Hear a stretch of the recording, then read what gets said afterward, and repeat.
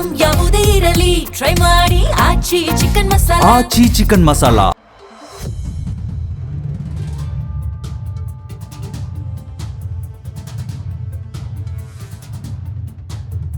ಕೆಲ ನಾಯಕರ ಅಧಿಕಾರದಾಹ, ಯುದ್ಧೋನ್ಮಾದದಿಂದ ಜಗತ್ತು ಇಂಧನ ಬಿಕ್ಕಟ್ಟಿಗೆ ಸಿಲುಕಿದೆ. ಇರಾನ್, ಅಮೆರಿಕ, ಇಸ್ರೇಲ್ ನಡುವಿನ ಯುದ್ಧ ಜಗತ್ತನ್ನ ಮತ್ತೊಂದು ದೊಡ್ಡ ಆರ್ಥಿಕ ಹಿಂಜರಿತದ ಅಂಚಿಗೆ ತಂದು ನಿಲ್ಲಿಸಿದೆ. ಅನಿಲ ಹಾಗೂ ತೈಲ ಮಾರುಕಟ್ಟೆಗಳು ಹಿಂದೆಂದೂ ಕಾಣದ ಅತಂತ್ರ ಸ್ಥಿತಿ ತಲುಪಿದೆ. ಯುದ್ಧದ ಬಳಿಕ ಸಾಮಾನ್ಯರದ್ದು ಬಾಣಲೆಯಿಂದ ಬೆಂಕಿಗೆ ಬೀಳುವ ಸ್ಥಿತಿ.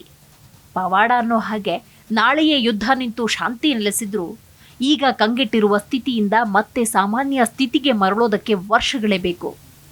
ಎರಡನೇ ಮಹಾಯುದ್ಧದಂತಹ ಮಹಾ ಬಿಕ್ಕಟ್ಟುಗಳಿಂದ ಜಗತ್ತು ಚೇತರಿಸಿಕೊಳ್ಳಲು ವರ್ಷಗಳೇ ಬೇಕಾಗಿತ್ತು. ಕೊರೋನಾ ಸಾಂಕ್ರಾಮಿಕ ಸೃಷ್ಟಿಸಿದ ಲಾಕ್ಡೌನ್ ಸಂಕಷ್ಟದಿಂದ ಇನ್ನೂ ಸಂಪೂರ್ಣವಾಗಿ ಹೊರಬಂದಿಲ್ಲ. ಯಾವುದೇ ದೊಡ್ಡ ಬಿಕ್ಕಟ್ಟಿನ ನಂತರ ಕಳೆದು ಹೋದ ಉದ್ಯೋಗಗಳ ಸೃಷ್ಟಿ, ಹಳೆಯ ಆರ್ಥಿಕ ವೇಗವನ್ನು ಮರಳಿ ಪಡೆಯಲು ಕನಿಷ್ಠ 1 ದಶಕದ ಕಾಲಾವಕಾಶ ಬೇಕಾಗತ್ತೆ. ಯುದ್ಧದ ಪಳೆಯುಳಿಕೆಗಳನ್ನು ಆಯ್ದು ಮತ್ತೆ ಪೇರಿಸಿ ಅಂಟಿಸುವ ಕೆಲಸ ಯುದ್ಧದಷ್ಟೇ ಕಠೋರ.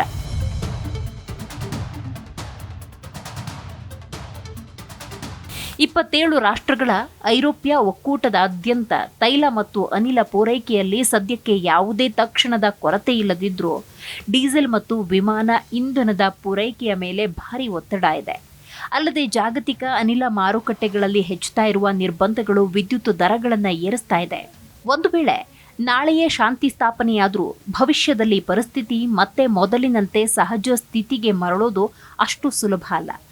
ಯುರೋಪ್ನಲ್ಲಿ ಅನಿಲ ದರ ಸುಮಾರು 70% ಮತ್ತು ತೈಲ ದರ 60%ನಷ್ಟು ಏರಿಕೆಯಾಗಿದೆ. ಯುದ್ಧ ಆರಂಭವಾದಾಗಿನಿಂದ ಪಳೆಯುಳಿಕೆ ಇಂಧನಗಳ ಆಮದಿಗಾಗಿ ಐರೋಪ್ಯ ಒಕ್ಕೂಟ ಪಾವತಿಸ್ತಾ ಇರುವ ಮೊತ್ತದಲ್ಲಿ ಬರೋಬ್ಬರಿ 14 ಬಿಲಿಯನ್ ಯೂರೋಗಳಷ್ಟು ಅಂದರೆ 1.25 ಲಕ್ಷ ಕೋಟಿ ರೂಪಾಯಿ ಏರಿಕೆಯಾಗಿದೆ.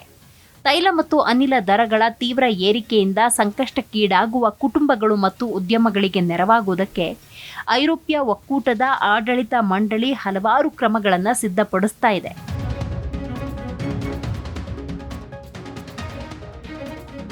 ಮನೆಯಿಂದಲೇ ಕೆಲಸ ಮಾಡುವುದು, ಹೆದ್ದಾರಿಗಳಲ್ಲಿ ವಾಹನಗಳ ವೇಗವನ್ನು ಕಡಿಮೆ ಮಾಡುವುದು, ಸಾರ್ವಜನಿಕ ಸಾರಿಗೆಗೆ ಹೆಚ್ಚು ಒತ್ತು ನೀಡುವುದು, ಕಾರ್ ಪೂಲಿಂಗ್ ಅನ್ನು ಉತ್ತೇಜಿಸುವುದು ಸೇರಿದ ಹಾಗೆ ಅಂತಾರಾಷ್ಟ್ರೀಯ ಇಂಧನ ಸಂಸ್ಥೆಯ 10 ಅಂಶಗಳ ಯೋಜನೆಯನ್ನು ಗಂಭೀರವಾಗಿ ಪರಿಗಣಿಸುವಂತೆ ಐರೋಪ್ಯ ಒಕ್ಕೂಟದ ದೇಶಗಳಿಗೆ ಸಲಹೆ ಕೊಡಲಾಗಿದೆ.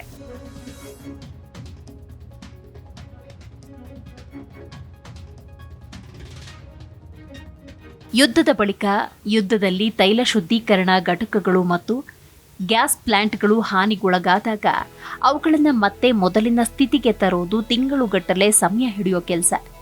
ಒಂದು ತೈಲ ಶುದ್ಧೀಕರಣ ಘಟಕ ಸಾವಿರಾರು ಕಿಲೋಮೀಟರ್ ಉದ್ದದ ಪೈಪ್ಲೈನ್ಗಳು ಮತ್ತು ಅತ್ಯಂತ ಸಂಕೀರ್ಣವಾದ ಡಿಸ್ಟಿಲೇಷನ್ ಟವರ್ಗಳ ಜಾಲವನ್ನು ಹೊಂದಿರುತ್ತೆ. ಇವುಗಳ ದುರಸ್ತಿಗೆ ಬೇಕಾದ ಹೈ ಪ್ರೆಷರ್ ಪಂಪ್ಗಳು, ವಿಶೇಷ ಉಕ್ಕಿನ ಬಿಡಿಭಾಗಗಳು ಜಗತ್ತಿನ ಕೆಲವೇ ದೇಶಗಳಲ್ಲಿ ಲಭ್ಯ. ದಾಳಿಯಿಂದಾಗಿ ಉತ್ಪಾದನೆ ಕುಸಿದಿರುವ ಈ ಸಂದರ್ಭದಲ್ಲಿ ಘಟಕಗಳು ಮತ್ತೆ ಕಾರ್ಯಾರಂಭ ಮಾಡಲು ಕನಿಷ್ಠ 2 ರಿಂದ 3 ತಿಂಗಳು ಬೇಕಾಗುತ್ತೆ. ಇಸ್ರೇಲ್, ಅಮೆರಿಕ, ಇರಾನ್ ದೇಶಗಳು ನಡೆಸಿದ ಪರಸ್ಪರ ದಾಳಿ ಆಯಾ ದೇಶಗಳ ತೈಲ ಉತ್ಪಾದಕ ಘಟಕಗಳನ್ನು ನಾಶಪಡಿಸಿ ಬಿಟ್ಟಿದೆ. ಅವು ಮತ್ತೆ ಸಹಜ ಸ್ಥಿತಿಗೆ ಮರಳುವವರೆಗೂ ಪೂರೈಕೆ ಇಲ್ಲ ಎಂದಾದ ಮೇಲೆ ಸಹಜವಾಗಿ ಬೆಲೆಗಳು ಏರುಗತಿಯಲ್ಲಿರುತ್ತೆ.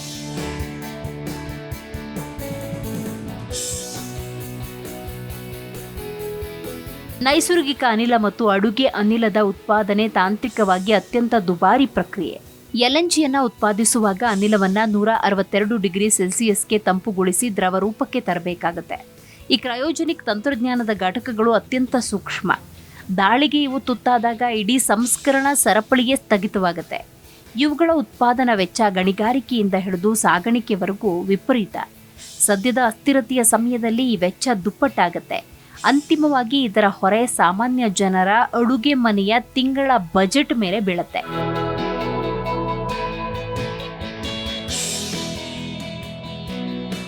ಇನ್ನು ಜಗತ್ತಿನ ತೈಲ ಸಾಗಾಣಿಕೆಯ 20% ಭಾಗ ಸಾಗುವ ಹಾರ್ಮುಜ್ ಜಲಸಂಧಿ ಈಗ ಗೇಮ್ ಕಂಟ್ರೋಲರ್. ಇಲ್ಲಿ ಕೊಂಚ ಹೆಚ್ಚು ಕಡಿಮೆ ಆದರೂ ಅಂತಾರಾಷ್ಟ್ರೀಯ ವ್ಯಾಪಾರಕ್ಕೆ ದೊಡ್ಡ ಸವಾಲು. ಹಾರ್ಮುಜ್ ಮೇಲೆ ನಿಯಂತ್ರಣ ಸಾಧಿಸೋದಕ್ಕೆ ಮುಂದಾಗಿರುವ ಇರಾನ್, ಅಮೆರಿಕ ಮತ್ತು ಅದರ ಮಿತ್ರ ರಾಷ್ಟ್ರಗಳಿಗೆ ಟೋಲ್ ಶುಲ್ಕ ವಿಧಿಸೋದಕ್ಕೆ ಯೋಚಿಸಿದೆ. ಇರಾನ್ನಲ್ಲಿ ಟೋಲ್ ವಿಧಿಸುವುದು ಅಥವಾ ಟ್ಯಾಂಕರ್ಗಳನ್ನು ತಡೆ ಹಿಡಿಯುವುದು ಅಂದರೆ ಅದು ಜಾಗತಿಕ ಪೂರೈಕೆ ವ್ಯವಸ್ಥೆಗೆ ಬೀಗ ಹಾಕದ ಹಾಗೆ. ಇದರೊಂದಿಗೆ ಇರಾನ್ ಬೆಂಬಲಿತ ಹೌತಿ ಬಂಡುಕೋರರು ಕೆಂಪು ಸಮುದ್ರದಲ್ಲಿ ನಡೆಸ್ತಾ ಇರುವ ದಾಳಿಗಳಿಂದಾಗಿ ಹಡಗುಗಳು ಸುಯೇಜ್ ಕಾಲುವೆಯನ್ನು ಬಿಟ್ಟು ಆಫ್ರಿಕಾವನ್ನು ಸುತ್ತುವರೆದು ಬರಬೇಕಾಗಿದೆ. ಈ 15 ದಿನಗಳ ಹೆಚ್ಚಿನ ಪ್ರಯಾಣ ಕೋಟ್ಯಾಂತರ ರೂಪಾಯಿಗಳ ಇಂಧನ ವ್ಯರ್ಥಕ್ಕೆ ಕಾರಣವಾಗುತ್ತೆ. ಇದರ ಪರಿಣಾಮದ ಬಾಣ ಮತ್ತೆ ಸಾಮಾನ್ಯರ ಕಡೆಗೆ ತಿರುಗತ್ತೆ.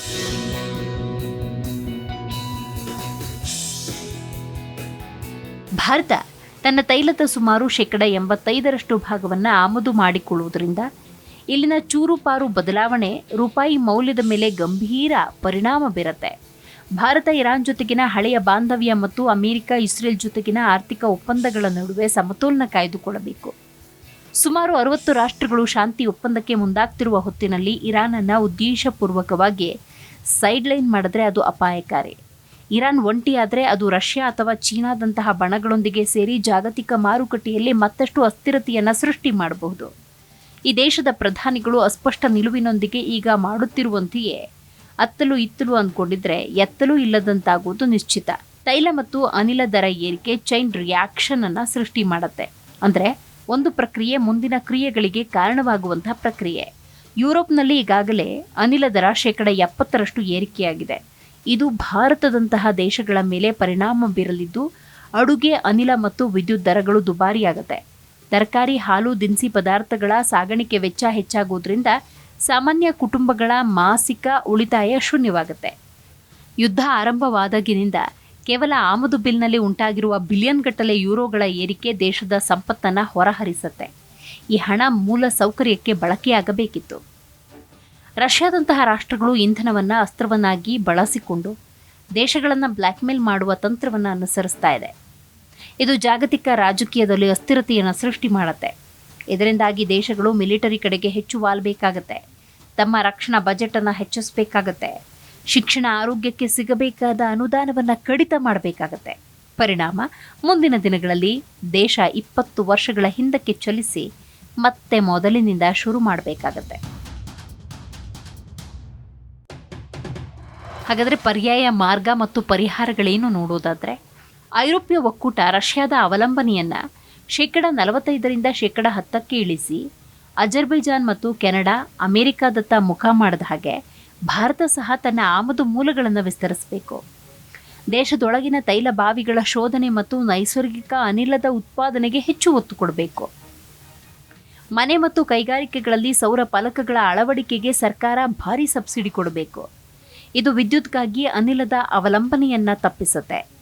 ಭವಿಷ್ಯದ ಇಂಧನವೆಂದೇ ಕರೆಯಲ್ಪಡುವ ಹಸಿರು ಹೈಡ್ರೋಜನ್ ಉತ್ಪಾದನೆಯಲ್ಲಿ ಹೂಡಿಕೆ ಮಾಡುವುದರಿಂದ ಭಾರಿ ಪ್ರಮಾಣದ ತೈಲ ಆಮದು ಉಳಿಸಬಹುದು. ಇನ್ನು ಪೆಟ್ರೋಲ್ ಮತ್ತು ಡೀಸೆಲ್ ವಾಹನಗಳ ಬದಲಿಗೆ ಎಲೆಕ್ಟ್ರಿಕ್ ವಾಹನಗಳಿಗೆ ಆದ್ಯತೆ ಕೊಡಬೇಕು. ಭಾರತ ಈಗಾಗಲೇ ಪೆಟ್ರೋಲ್ನಲ್ಲಿ ಎಥೆನಾಲ್ ಬೆರೆಸುವ ಪ್ರಕ್ರಿಯೆಯನ್ನು ಯಶಸ್ವಿಯಾಗಿ ಮಾಡ್ತಾ ಇದೆ. ಇದನ್ನು 20% ಹೆಚ್ಚಿಸೋದ್ರಿಂದ ಸಾವಿರಾರು ಕೋಟಿ ವಿದೇಶಿ ವಿನಿಮಯ ಉಳಿತಾಯವಾಗುತ್ತೆ. ಸಾಧ್ಯವಿರುವ ಕಡೆ ವಾರದಲ್ಲಿ 3 ದಿನ ಮನೆಯಿಂದಲೇ ಕೆಲಸ ಮಾಡೋದ್ರಿಂದ ಇಂಧನದ ಬೇಡಿಕೆ ಗಣನೀಯವಾಗಿ ಕುಸಿಯುತ್ತೆ. ಹೆದ್ದಾರಿಗಳಲ್ಲಿ ವಾಹನಗಳ ವೇಗವನ್ನು ಗಂಟೆಗೆ 10ರಿಂದ 20 ಕಿಲೋಮೀಟರ್ನಷ್ಟು ಕಡಿಮೆ ಮಾಡೋದ್ರಿಂದ ಇಂಧನದ ದಕ್ಷತೆ ಹೆಚ್ಚುತ್ತೆ. ಒಬ್ಬೊಬ್ಬರೇ ಕಾರಿನಲ್ಲಿ ಹೋಗುವ ಬದಲು ಮೆಟ್ರೋ, ಬಸ್ ಬಳಸೋದು, ಸಹೋದ್ಯೋಗಿಗಳೊಂದಿಗೆ ಕಾರನ್ನು ಹಂಚಿಕೊಳ್ಳುವುದು ಒಳ್ಳೆಯ ಉಪಾಯ. ವಿದ್ಯುತ್ ವ್ಯರ್ಥವಾಗುವುದನ್ನು ತಡೆಯುವುದಕ್ಕೆ ಸ್ಮಾರ್ಟ್ ಗ್ರಿಡ್ ತಂತ್ರಜ್ಞಾನವನ್ನು ಬಳಸಬೇಕಾಗತ್ತೆ. ಅಂದರೆ ಡಿಜಿಟಲ್ ತಂತ್ರಜ್ಞಾನ ಬಳಸಿಕೊಂಡು ವಿದ್ಯುತ್ ಉತ್ಪಾದನೆ, ವಿತರಣೆ ಮತ್ತು ಬಳಕೆಯನ್ನು ನೈಜ ಸಮಯದಲ್ಲಿ ನಿರ್ವಹಿಸುವ ಆಧುನಿಕ ವಿದ್ಯುತ್ ಜಾಲವಿದು. ನೋಡಿದ್ರಲ್ಲ, ಈ ಬಿಕ್ಕಟ್ಟನ್ನು ಗೆಲ್ಲೋದಕ್ಕೆ ಇಂಧನ ಸ್ವಾವಲಂಬನೆ ಹೊರತುಪಡಿಸಿ ಬೇರೆ ಆಯ್ಕೆಗಳಿಲ್ಲ. ನವೀಕರಿಸಬಹುದಾದ ಇಂಧನಗಳತ್ತ ತುರ್ತು ಬದಲಾವಣೆ ಈಗ ಆಯ್ಕೆಯಲ್ಲ, ಅನಿವಾರ್ಯ. ಯುದ್ಧದ ಕಿಚ್ಚಿನಿಂದ ಅರೆಬರೆ ಸುಟ್ಟಿರುವ ಜಾಗತಿಕ ಇಂಧನ ಮಾರುಕಟ್ಟೆಯ ಗಾಯಕ್ಕೆ ಹಸಿರು ಇಂಧನದ ಮದ್ದು ಅರಿಯಬೇಕಿದೆ. ಇಲ್ಲದಿದ್ದರೆ ನಿರಂತರ ಬಿಕ್ಕಟ್ಟುಗಳ ನಡುವೆ ಜನಸಾಮಾನ್ಯರ ಬದುಕು ಅತಂತ್ರವಾಗುತ್ತೆ.